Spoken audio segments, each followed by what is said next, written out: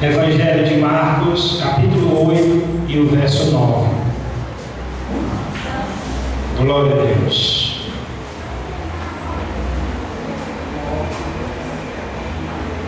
Pode se encontrar, me diga amém. Amém. Glória a Deus. Então vamos ler então. E os que comeram eram quase 4.000 e despediu. Amém. Bendito Deus soberano, Criador dos céus e da terra. Pai, nesta noite eu te louvo mais uma vez. Eu te agradeço, ó Deus, pela tua bondade, pela tua misericórdia, pelo teu amor. Eu te peço perdão pelos meus pecados, pelas minhas falhas, e quero te pedir, ó Deus, nesta noite, ó Pai, que o Senhor venha usar, ó Deus, a minha vida para falar com o teu povo. Prepara, Senhor, a mente, o coração, o entendimento, o intelecto de cada um, ó Pai, para receber a tua palavra, que é viva, que é santa, que é verdadeira. Deus, prepara a mente, o coração, o ouvido espiritual de cada um que aqui se encontra nesta noite, em nome do Senhor Jesus. Pode assentar, agradecendo a Deus por mais uma oportunidade de estar na casa do Senhor.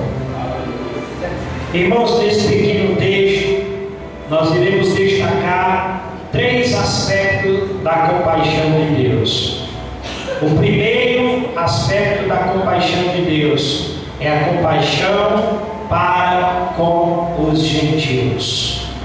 Nós vamos ver no versículo 1 e 2, que diz assim: naqueles dias, havendo muito grande multidão e não tendo o que comer, Jesus chamou assim os seus discípulos e disse: tenho compaixão da multidão. Irmãos, apesar de ser o deserto onde este povo estava no território do gentio.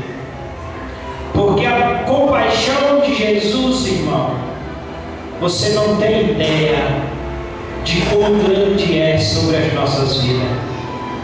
O Espírito de Deus, ele está aqui no nosso meio. A presença dele é real, porque ele é santo, ele é fiel, ele é justo, ele é verdadeiro. O território em que esta multidão estava era um território gentílico. E quando ele diz: eu tenho compaixão da multidão, logicamente que ele não falava aqui somente para gentil, porque havia uma multidão. A Bíblia relata que todos, ou seja, várias nações, vários tipos de pessoas existia naquele lugar. Mas a compaixão aqui era direcionada para os gentios. Irmãos, eu e você, nós estávamos igual os gentios, sem fé, sem esperança, longe, afastado e distante de Deus, separados de Deus, longe da graça, distante do nosso Deus. E Ele olhou para mim e para você, mesmo assim, Ele ainda se entregou pelas nossas vidas. Ele foi à cruz, sacrificou a si mesmo, Ele se entregou, irmãos, para que eu e você, nesta noite, pudesse estar adorando, bendizendo e enaltecendo o nome do Senhor Jesus. O livro de Efésios, capítulo 3, verso 19, diz assim: conhecer o amor de Cristo, que excede todo entendimento. Você não tem ideia, nós não temos ideia do amor de Cristo para com as nossas vidas. Ela ultrapassa, é infinitamente mais do que nós imaginamos, do que a nossa mente ela pode nos fazer compreender.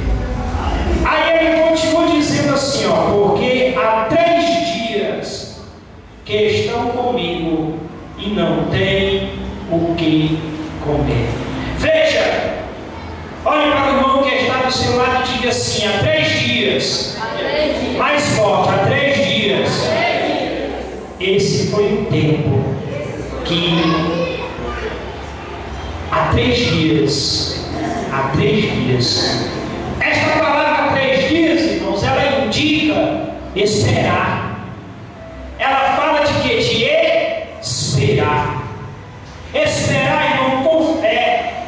Apesar do sofrimento, apesar das provações em que nós passamos, a multidão, irmão, ela estava lá 3 dias esperando, aguardando por um milagre da parte de Deus. Segundo destaque, segundo aspecto que eu vou destacar aqui nessa noite: Jesus, ele atrai os gentios. Ou seja, ele sabe como nos atrair, ele sabe como chamar a nossa atenção. O versículo 3 ele nos diz: se deixar ir em jejum para casa, desfalecerão no caminho, porque alguns deles vieram de longe. Irmãos, o que atraía esta multidão era a pessoa de Jesus, os ensinamentos de Jesus, os milagres de Jesus. Ele sabe como fazer na minha e na tua vida. Ele sabe trabalhar, irmão, por mim e por você. Olha só, um escritor alemão por nome de Wilhelm Hendricks, ele diz o seguinte: a presença de Jesus era tão maravilhosa que o cansaço, a fome, os afazeres não lhe eram impedimento de permanecer no lugar do deserto, ouvindo as palavras de Jesus. Glória a Deus. Quantos vieram buscar ele aqui nessa noite? Glória a Deus. Irmãos, aquele povo, eles estavam com fome, eles estavam cansados, porque quando eu tenho o costume de separar 3 dias, e quando nós separamos 3 dias somente na água, no líquido, quando chega no primeiro, quando passa 24 horas, o seu corpo físico ele começa a se debilitar. Você começa a sentir um cansaço, você começa a sentir um enfado, você sente o seu corpo, ou seja, você começa a sentir dores nas pernas, você começa a sentir um cansaço, e a fome ela começa a apertar.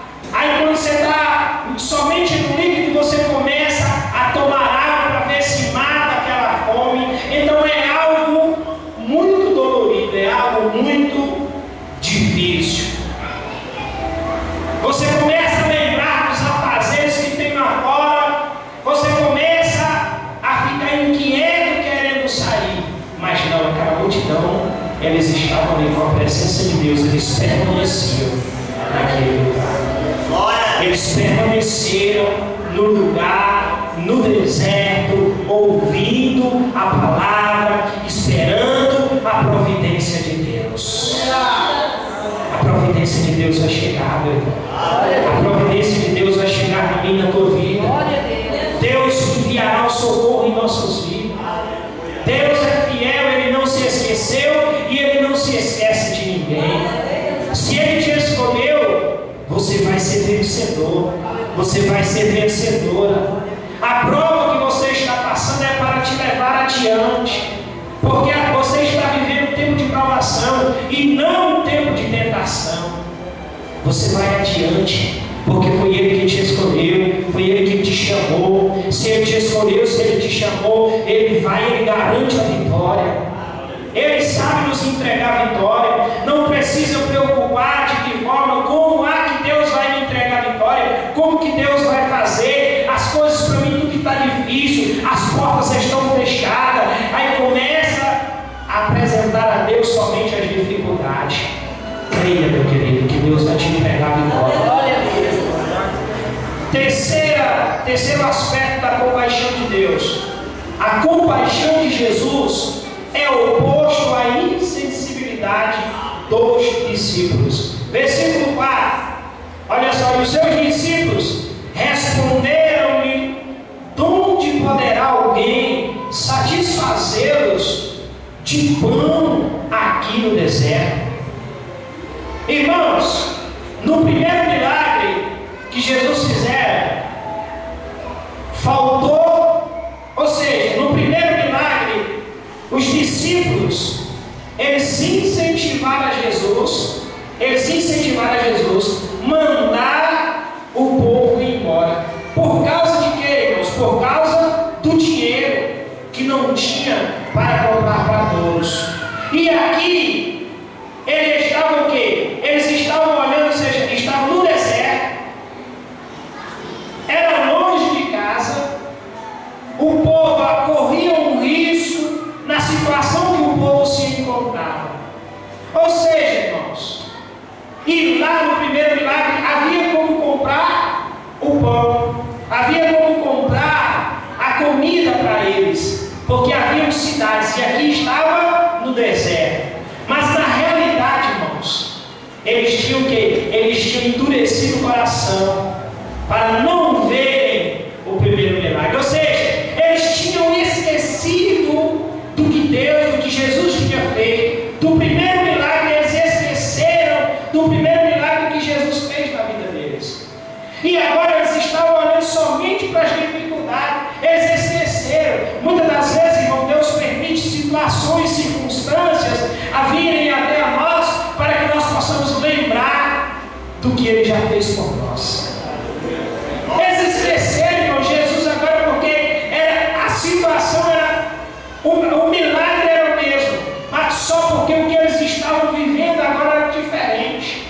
Só porque eles estavam no deserto, distante, e lá tinha faltado. Ou seja, quando Deus quer fazer, quando Jesus quer fazer um milagre, irmão, não importa a situação que você esteja, não importa o que você está vivendo, não importa o que você esteja vivendo, não importa que dificuldade você esteja vivendo, seja no teu casamento, seja na tua vida familiar, seja nas tuas finanças, independente da situação que você vive hoje, Deus é poderoso para te ajudar, meu querido, para fazer milagre, para entrar na tua casa. Ah, pastor, eu estou cansado de ouvir o Senhor dizer que Deus vai fazer milagre. Não se canse não, irmãos. O povo passou 3 dias no deserto, não tinha ninguém lá murmurando, não tinha ninguém lá cansado. Eles estavam cansados, mas eles estavam agradecidos pela presença do Espírito Santo. Eles estavam agradecidos porque Jesus estava com eles ali naquele lugar, ainda que cansado, ainda que com fome, ainda que precisando resolver as suas coisas, mas eles não saíram do lugar aonde poderia acontecer um milagre. Glória a Deus. Versículo 5: e perguntou-lhes: quantos pães tendes? E disseram: 7. Ou seja, o pouco com Jesus é muito, irmão. O impossível para ele pode fazer o impossível. O pouco é melhor, o pouco com Jesus do que o muito sem Jesus. É melhor sofrer com ele do que sem ele.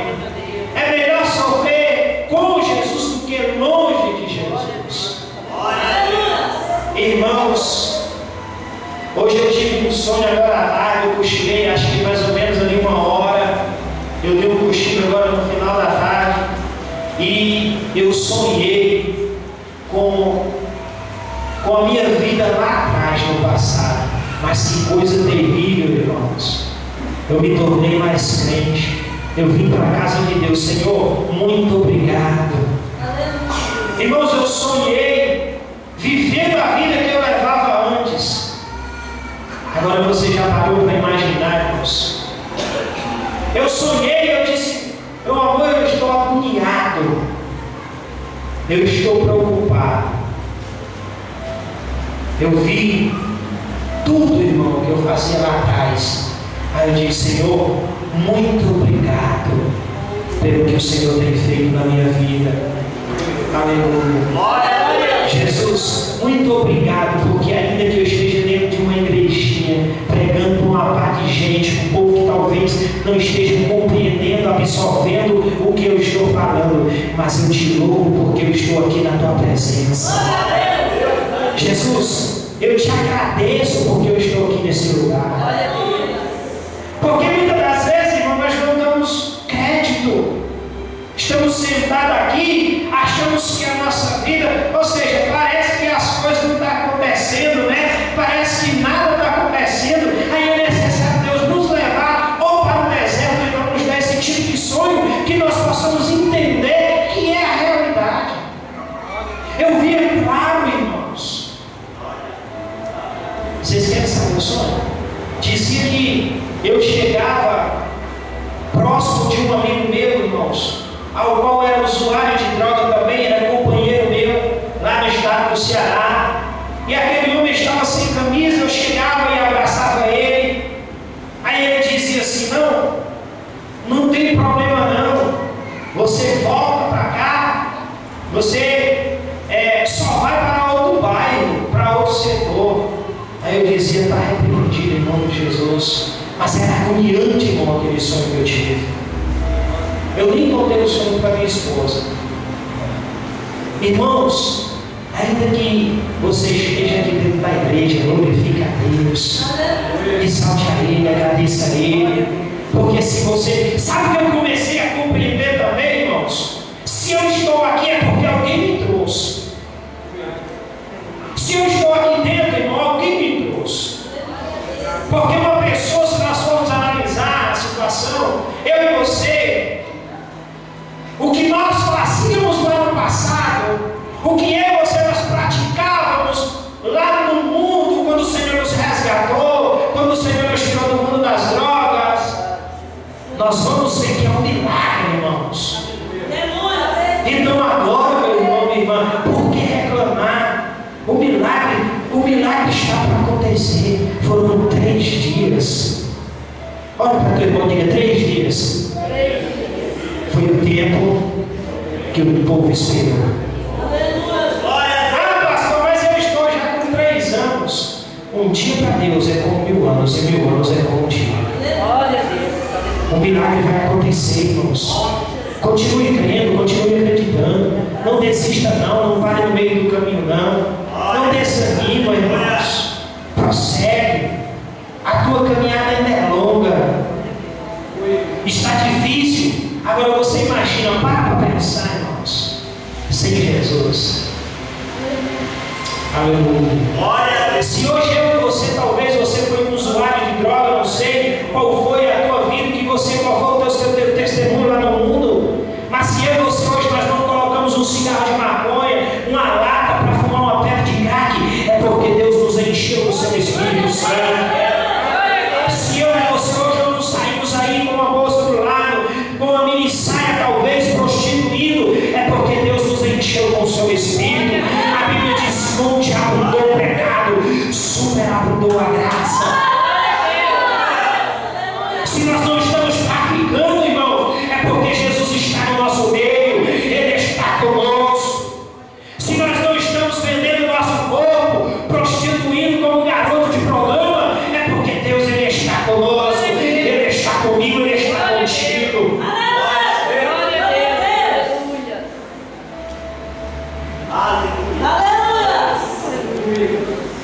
Aleluia! Ele está no nosso meio, Ele que nos fortalece, é Ele que nos sustenta, é Ele que nos segura, é Ele que transforma o nosso caráter. Muitas das vezes, irmão, o nosso caráter precisa ser transformado, precisa ser mudado, porque tem crente que ele vem para a igreja e ele só larga os hábitos dele, mas dentro da igreja ele continua com as mesmas coisas, comprando, não pagando, prostituindo. Deixa Deus usar a tua vida, meu querido. Deus tem um propósito para ti. Deus é fiel, Deus é santo. Ele é poderoso para suprir a minha necessidade, a tua necessidade, infinitamente mais do que nós pensamos, do que nós vemos. Aleluia. Versículos 6 e 7. E ordenou à multidão que se assentasse no chão. E tomando 7 pães e tendo dado graças, partiu e deu aos seus discípulos para que pusessem diante deles. E puseram-nos diante da multidão. Versículo 7. Tinham também os poucos peixinhos e tendo dado graças, ordenou que também me pusesse lhes diante. Jesus, irmão, se ele quisesse, ele poderia ter feito um milagre sem nada, sem perguntar para eles o que eles tinham na mão. Porque quando ele quer fazer um milagre, ele faz. Foi igualzinho ele fez na minha vida, ele fez na tua vida. Ele foi lá no mundo, nos resgatou, nos chamou, nos tirou de tudo quanto não prestava nesse mundo. Da mesma forma, irmão, ele não pediu nada para ninguém, ele não se informou, ele não pegou informação, ele foi lá e fez. Então ele não precisava de nada disso, perguntar: olha, quantos pães vocês têm? Ele não precisava disso, ele não precisava de perguntar. Mas você sabe por que ele perguntou? Vamos ver aqui algumas causas do qual ele perguntou. Primeiro, ele queria, Jesus estava mostrando para eles que eles não tinham o suficiente. Ou seja, eles tinham, digamos que, ali aqueles sete peixinhos, aqueles 7 pães, 5 pães, 7 peixes, e de repente apareceu.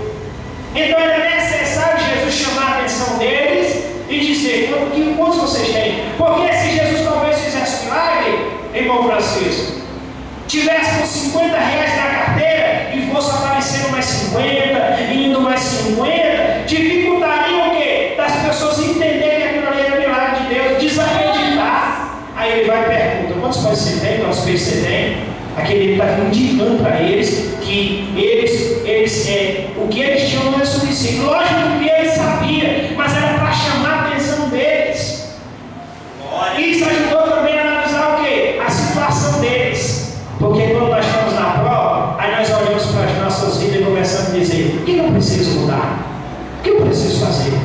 Será que eu estou maltratando alguém? Será que eu estou dizendo algo a alguém que está ferido? O que eu estou fazendo? Eu estou deixando de abençoar alguém? Eu estou deixando de levar o que é do Senhor para a tua casa, devolver o teu dízimo? O que eu estou precisando fazer?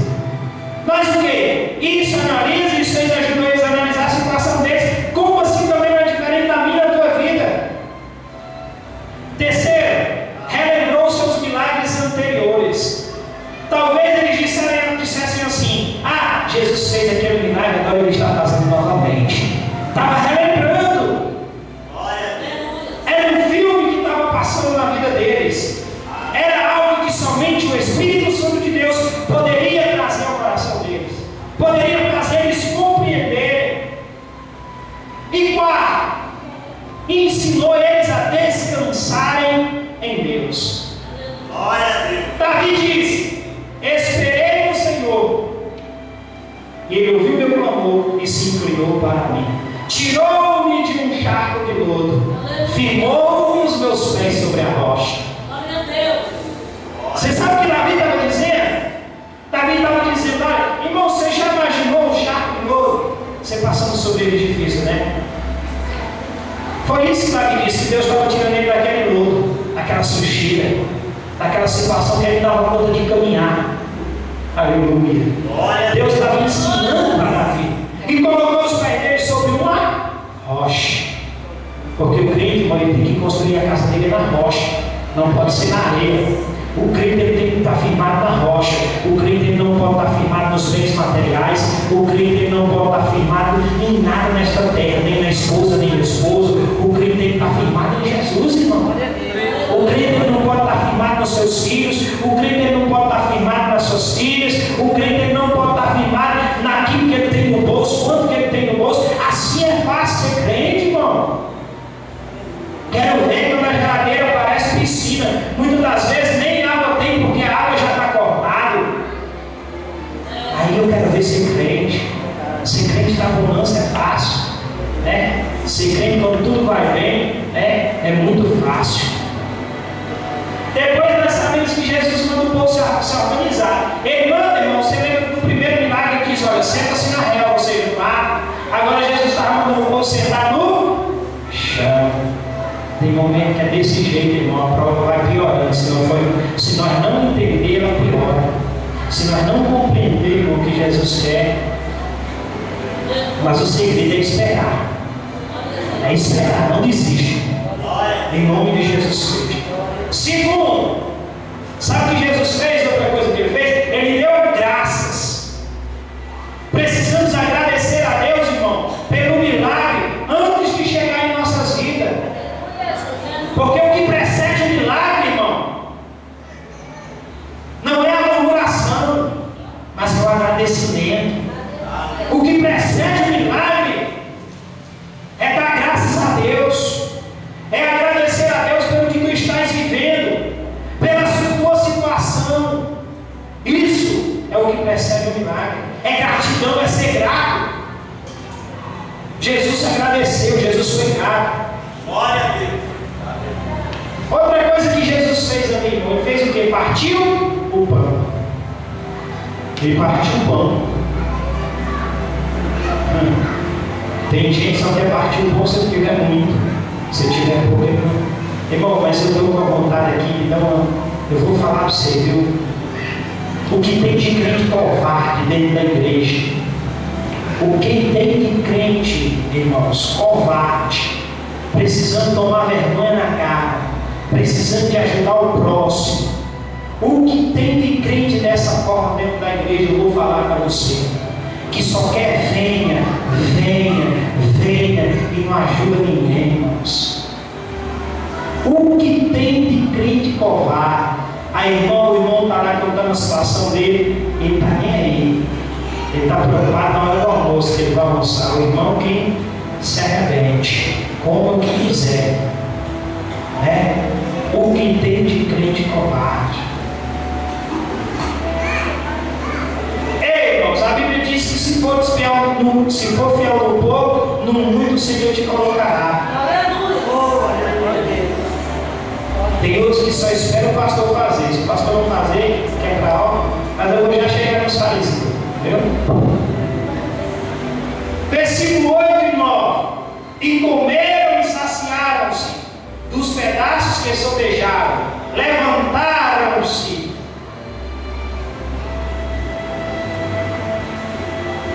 Levantaram 7 cestos, e os que comeram eram quase 5.000, e o despediu. Não há escassez na mesa do Senhor. Não há. A provisão divina, irmão, quando ela vem, ela sacia todo mundo. Ela sacia e ela vem além da necessidade humana. Você viu? Sobraram. Olha só. E comeram e saciaram-se dos pedaços que sobejaram. Mas por que, irmãos? Porque esse povo não saiu de onde Jesus tinha chamado eles. Eles não saíram do lugar ao qual eles foram conduzidos. Eles não desistiram, eles não desanimaram, eles permaneceram no deserto. Eles permaneceram no deserto. Eles ficaram lá. Por isso que eles viram a glória de Deus manifestar-se sobre a vida deles. Só é campeão, só é vencedor quem permanece, quem persevera. Porque a própria palavra do Senhor é bem clara. Os céus ele é tomado por esforço ou a força. Ele é tomado com muita dificuldade. O Senhor ele prepara uma mesa para mim, para você no deserto. Lembra de Davi? Preparou uma mesa para Davi no deserto. Deus ainda é o Deus de ontem, Ele é o Deus de hoje ainda, irmãos. Ele faz milagre. Ele faz milagre, irmãos. Quando eu cheguei aqui em Goiânia, irmãos, eu só cheguei com caixa. Não tenho nada ainda não, mas eu sou grato já pela minha vida e porque o Senhor não tem deixado faltar o pão de cada dia. Eu quero que desde já você compreenda o que eu quero dizer. Eu não sou rico, eu não tenho nada. Se você está pensando que eu sou rico, você está enganado. Eu vivo somente pela graça e a misericórdia de Deus. E não tenho inveja, não tenho vergonha de quem é que tenho a minha condição de comer o meu pão todos os dias. Nós colocamos, irmão, só as nossas caixas. Nós chegou só as nossas caixas, nós colocou ali naquela praça do Berimbau. Só lá, só tinha caixa, irmão. Só, não sei nem se era roupa, era só roupa, irmão, lá. E algumas panelas. Aleluia. Segura aí, porque lá é o mistério de Deus. Nós colocou ali. E ali por dia Jesus começou a trabalhar. Vai fazer 10 anos, irmãos. Você parou para imaginar 10 anos? Ainda hoje, graças a Deus, eu moro de aluguel. Tem gente que fica em tempo de ficar doido porque não tem uma casa, irmão. Calma, irmão, a casa vai chegar. Calma, irmão, a casa vai chegar na tua vida. Que desespero é esse? E aí eu coloquei minhas coisas, Jesus foi trabalhando. Aí Jesus foi transformando vasos. Foi tirando a arrogância, a soberba. Foi saber, ensinando a lidar com. Porque era um drogado, mas era um drogado, irmão, não se misturava com qualquer um, não. Era um drogado arrogante. Porque tem esse povo que é drogado, que é arrogante, né? Que só se mistura. Eu conheço isso tudo, irmão. Ele só se mistura com aleluia. Aleluia, Jesus. Ele só se mistura com quem tem. Enxerga a parte na veia. Papai e mamãe não sabem. Deus de poder. Mas o Espírito de Deus, ele sabe. Aí Jesus foi mudando. Aí foi trabalhando. Aí foi transformando o vaso. Foi tirando a soberba. Eu não gostava de pobre. Para mim entrar na igreja, você é doido. Ia não. Porque é assim, né? O católico ele não gosta de entrar na igreja. Ele vai lá, ouve o padre, mas o pastor não está pregando, ele está impaciente, doido para ir embora. Porque Jesus já começou a mexer na ferida dele. Aleluia. Aí Deus começou a trabalhar, começou a transformar. Foi tirando o que eu não tinha? A soberba, né? A soberba. Ele foi trabalhando e fome. Aí eu congreguei numa igreja e o pastor disse assim: meu filho, larga tua esposa, porque essa mulher não é mulher para tu. Aí eu não sabia, eu conhecia a palavra, né? Tudo bem, até que eu fiquei tranquilo. Depois que eu descobri na palavra que o homem não pode deixar a mulher se não for o cardápio do adultério, eu fiquei doido com esse pastor. Mas também deixei no cantinho dele e eu não vi, eu não fui mexer com ele. Aí começou. E todo mundo vendo eu sofrendo, eu padecendo. Quem endureceu o coração de Moisés ou de Faraó? O próprio Deus. Foi lá endureceu. O Espírito de Deus está falando, irmão. Glória a Deus. Aí o pastor vendo naquela luta, naquela dificuldade, naquela luta, e tome prova, meus filhos tudo pequeno, tudo passando fome, não tinha leite. Aí eu comecei a vender umas roupas que eu tinha muito caro. Eu só usava Triton, eu só usava Vidibula, eu só usava da Zump, era só coisa boa, irmãos. Você está vendo externo aqui, você está pensando que é bom, isso é só aqui que é bonito isso aqui. É só poder. Mas foi R$130, irmão, ali no camelódromo. Mais caro foi o sapato eu gosto. Se vocês quiserem me dar um de presente, viu? Deixa eu lembrar, 170 aí. Viu? R$170 foi sapato. Eu gosto de sapato. Eu já compro um pouquinho mais caro.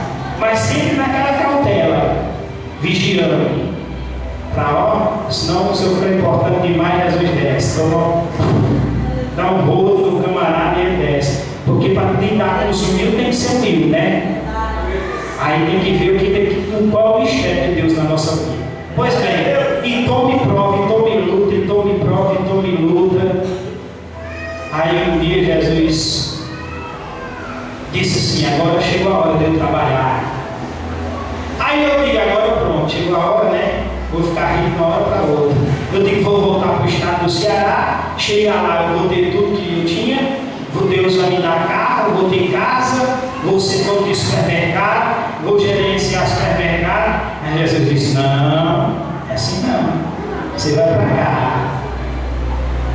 Tirou lá da roça, né? Fez igual Davi. Você vai cuidar do meu povo, você vai pastorear o meu povo. Você vai pregar a minha palavra do jeito que ele quer. Irmão, coitado do homem que resiste ao chamado de Deus. O senhor sabia que o senhor tem chamado de Deus, irmão? Quando o senhor entrou aqui dentro, o senhor de preto, blusa preta, Deus me mostrava o senhor um grande obreiro e um grande homem de Deus.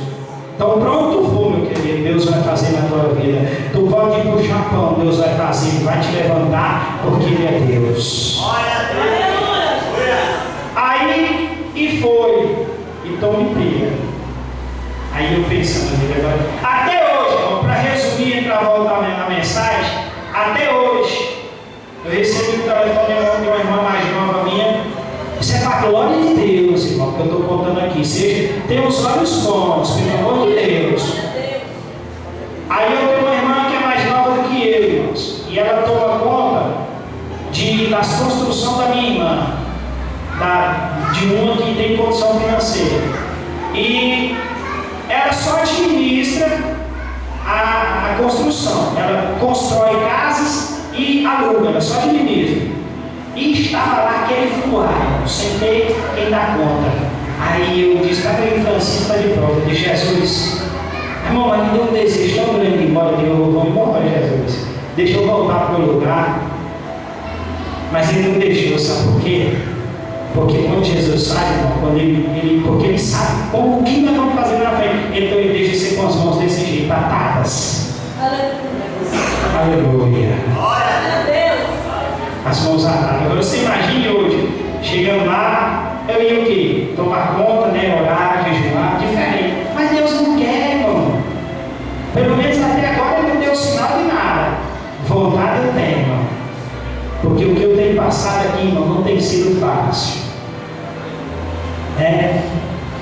Você ajuda, você dá oportunidade, você só leva na cara. Você só vê pessoas te apunhalando pelas costas. Mas você pode fazer o que for, sem não preste. O próprio Jesus não deu conta de agradar todo mundo, mas me deu vontade, tá? Mas não é na hora. Ela que ministra tudo, tem que tomar de conta, irmão. Supermercado, dá o povo. Mas quem que adianta, a Bíblia diz, ganhar o mundo inteiro e perder a salvação? Talvez foi esse sonho que Deus me deu, né? Se eu voltasse, eu ia voltar a fazer tudo que era de errado novamente. Porque Ele sabe de todas as coisas. Se eu estou aqui, irmão, não é porque eu sou melhor do que você. Não é porque eu sou bom. Não. É porque é uma escolha do próprio Deus, a vontade de Deus na minha vida. É como a irmã, eu não posso citar o nome dela, mas ela diz: Deus está cuidando de vocês. Deus está cuidando de mim, Deus está cuidando de você dentro da casa do Senhor, irmão. Agora, porque esses pensamentos de beber, de fumar, de jogar, prostituir, adulterar, larga isso, irmão. A Bíblia diz que Deus não mata, não, irmão, mas o pecado ele destrói, ele acaba com a vida do homem. Aproveita enquanto Deus está te dando a oportunidade, meu irmão, de você ser vencedor, de você ser vencedora. Como, pastor? Se a minha vida não muda, vai mudar, crente. Vai mudar. Paulo diz: olha, eu prego o poder de Deus. Deus mudou a minha história, Ele vai mudar a tua história. Agora você tem que conscientizar-se de algo. As coisas nunca vão estar 100%. Sempre vamos encontrar dificuldade nesta vida. Porque o próprio Jesus ele disse: olha, no mundo tereis aflições, mas tende bom ânimo, porque eu venci o mundo, vocês vencerão também. E se o Consolador está contigo, você vai vencer, você é mais que vitorioso em Cristo Jesus. Deus vai te entregar essa vitória que você precisa, irmão. Desista não, entrega tuas armas não. Não encosta elas não. Põe a mão no arado, não olha para trás e marcha, caminha. Se tu errou, Jesus perdoa. Somente não pratica novamente, porque aí Ele vai te entregar a vitória. O errado você pode até pecar, não que você deva, mas se você pecou, peça perdão, sacuda a poeira, caminho, levanta a tua cabeça, porque lá na frente Deus tem vitória na tua vida. Deus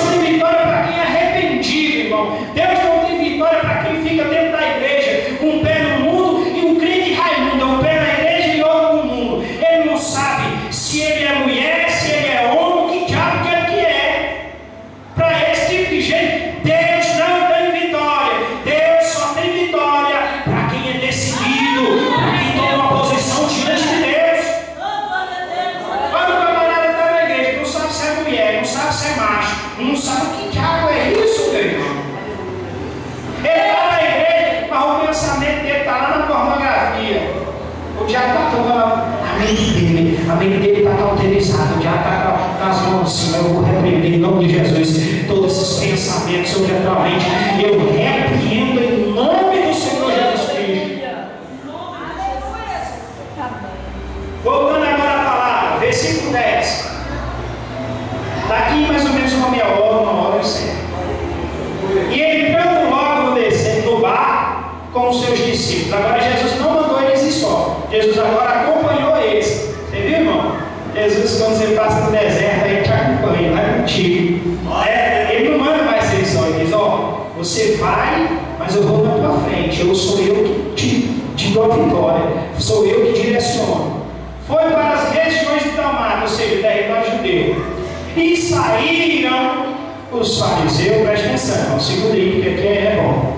E saíram os fariseus e começaram a disputar com ele, pedindo-lhe para tentarem sinal do céu. Irmãos, quando Jesus saiu, que os fariseus veio de encontro a Jesus, irmão, essa foi a maior dor de Jesus. O maior sofrimento que ele teve por causa da transgressão daquele povo e por causa da incredulidade que eles tinham. Os fariseus, o que eram os fariseus, pastor? Os fariseus, irmão, eram os estudos de vida alheia, eram os detetives religiosos. Olha aí, irmão, vai se analisando aí, vê se tu é fariseu ou não, viu? Deus está dando a oportunidade hoje de um camarada assim corrigir. Eram os detetives religiosos. Vou parar aqui.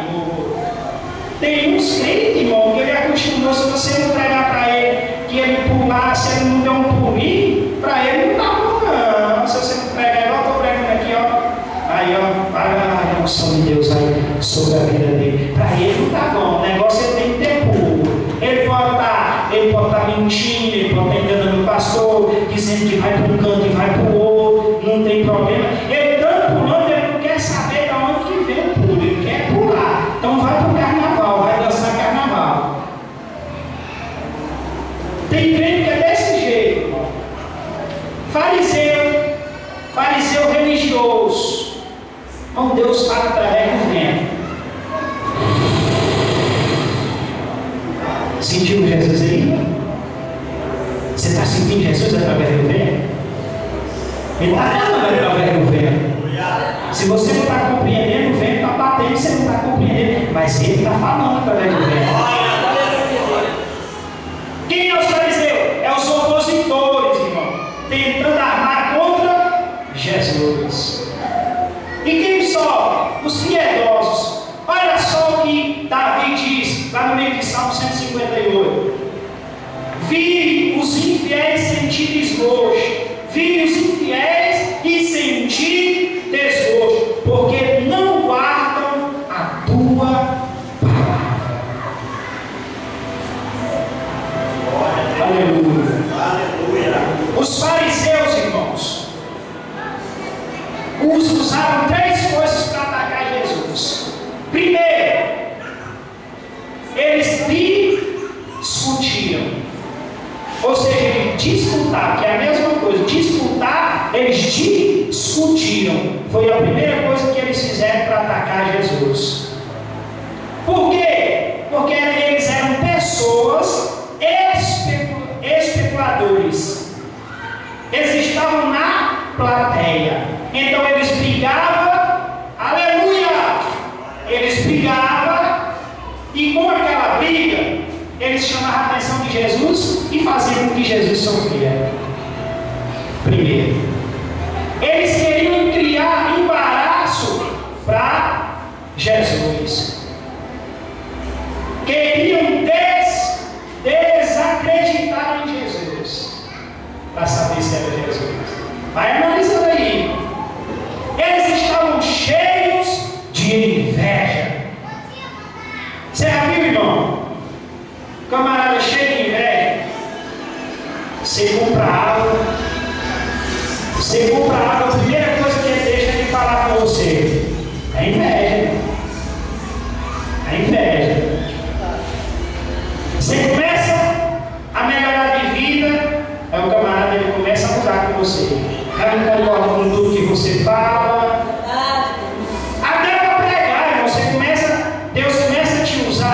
diferente, ele diz aí, não é de Deus. Inveja. Inveja. Quando isso vier na sua mente, você vai orar e pedir a Deus para tirar isso da sua vida e lhe dar oportunidade para você pregar, para você fazer o que for para ser feito dentro da casa do Senhor. Peça a Jesus, porque Ele dá, meu irmão. Só que depois que Ele colocar panela na tua cabeça, não queira tirar não, viu, irmão? Ah, eu esqueci de pôr um dia. Esquenta a cabeça não, vai doer não. Porque ele diz assim, Senhor, eu quero dons, eu quero dons, eu quero dons. Porque hoje, irmão, nós estamos presos dentro das igrejas, pregando as pessoas, para crente, que conhece Bíblia, que sabe, mas ninguém levanta e diz assim, pastor, hoje eu vou fazer um evangelismo. Tanto faz o senhor ir como não. Tanto faz sair como não. Hoje eu vou evangelizar, porque eu não estou evangelizando para você, eu estou evangelizando para Jesus. Aí nós vemos um monte de fariseu dentro da igreja. Logicamente, né? Se você se for, vai analisando aí, irmão. Vai se analisando. Segundo, eles tentaram a Jesus.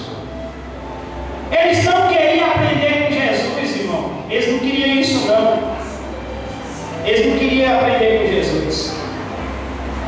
Essa não era a intenção quando eles disputaram. Porque quem disputa não é de Deus. Se alguém te falou algo dentro da Bíblia e você não sabe, só ficar calado. Fica tranquilo. Que o Espírito Santo de Deus que vai te levar nas águas tranquilas. Eles estavam acostumados de ver os milagres de Elias, de Josué, de Moisés. Eles pensavam que Jesus, irmão, era infrator. Eles pensavam que Jesus era infrator. Era corrupto. Era corrupto. Irmão, se eu não puder falar nem no dízimo aqui, eu estou errado. Tem gente que não gosta, você nem fala no dízimo. Jesus do céu. Eu vou te falar uma coisa, irmão. Jesus está. Eu não puder falar nem no dízimo, irmão. Irmão, a igreja, eu sobrevivo. É disso aí no dízimo de você, irmão. Se eu não puder falar do dízimo, irmão, eu estou ferrado. Aí eu vou ter que o quê? Quando você estiver com fome, eu não tenho como me ajudar. E a Bíblia diz o quê? Levai o dízimo na casa do tesouro, para que quando houver o quê? A falta do mantimento, para ser suprido. Vocês entenderam? Terceiro, eram movidos por curiosidade. Eles não tinham um interesse no reino de Deus. Versículo 14 e 15 eu vou encerrar. Eu estou sentindo gente que está agoniada. Eu estou acostumando um pouco de ministração de meia hora, eu vou passar para 2 horas. Irmão, a advertência de Jesus que ele faz, olha só.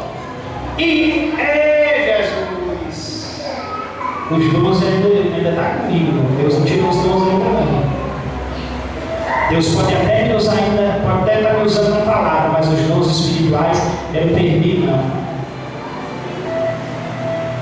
Sabe por quê, irmãos, que muitas das vezes a gente tem a preferência de usar a palavra para pregar? É porque a palavra diz que ela mesma diz, cura, liberta, transforma. Irmão, já passei a revelação que até hoje não cumpriu. Eu tenho vergonha disso? Tenho não. Porque eu sou sincero diante de Deus e diante dos homens. Não adianta eu ser sincero diante de Deus ou diante dos homens. Eu tenho que ser sincero diante dos homens e de Deus. Glória a Deus. Não cumpriu, irmão. Por isso que eu estou optando pela palavra. Porque a palavra liberta, a palavra cura, a palavra transforma, a palavra não maltrata, a palavra é como um bálsamo, ela é como um bálsamo de Gileade, ela vai sarando, ela vai curando, ela vai transformando. Jesus não deixa de estar na minha vida não, irmão, por isso não. Ele está comigo. O que faz Jesus sair da minha vida não é os dons. O que faz Jesus sair da minha vida é as minhas atitudes erradas. Os dons, até macumbeiro tem. Eu conheço macumbeiro que ele profetiza para crente, e tem muito crente acreditando em macumbeiro. sentar. Tem muito crente que acredita em macumbeiro, irmão. Tem um falso